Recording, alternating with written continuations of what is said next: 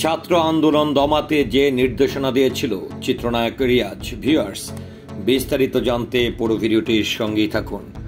বৈষম্য বিরোধী ছাত্র আন্দোলনের মুখে পতন ঘটে আওয়ামী লীগ সরকারের।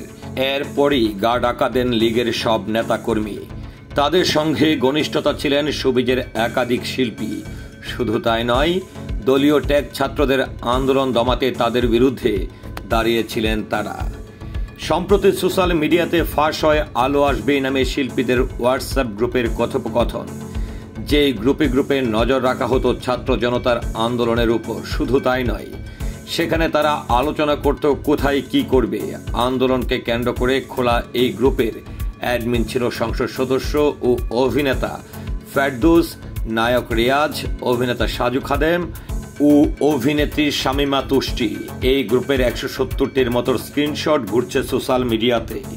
গ্রুপটির এক কথোপকথনে বৈষম্য বিরোধী এই আন্দোলনে যারা ছাত্র জনতার পক্ষে ছিলেন তাদের সবাইকে চিনে রাখতে বলেছিলেন চিত্রনায়ক রিয়াজ। দৃশ্য মাধ্যম শিল্পী সমাজের ব্যানারে থাকা শিল্পীদের একটি ছবি শেয়ার করে এ কথা বলেছেন তিনি। গ্রুপটিতে তার কথোপকথন ছিল এমন: কমেন্ট করার প্রয়োজন নাই, শুধু চিনে রাখি। এছাড়াও গ্রুপে থাকা সকল বন্ধুদের উদ্দেশ্যে তিনি বলেন, আমি বিশ্বাস করি বঙ্গবন্ধু কন্যার হাত ধরে আলো আসবেই।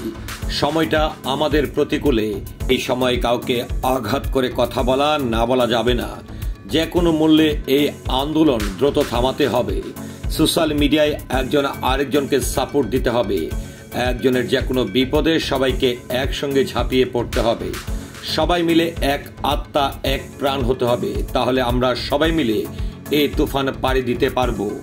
বৈষম্য বিরোধী ছাত্র আন্দোলনকে ঘিরে দুই ভাগে বিভক্ত হন শিল্পীরা। গণ আন্দোলনের ছাত্র জনতার সঙ্গে একাত্মতা প্রকাশ করে রাজপথে ছিলেন একদল শিল্পী। ঠিক সেদিনই অন্য একটি দল গিয়েছিল পুরা বিটিভি দেখতে।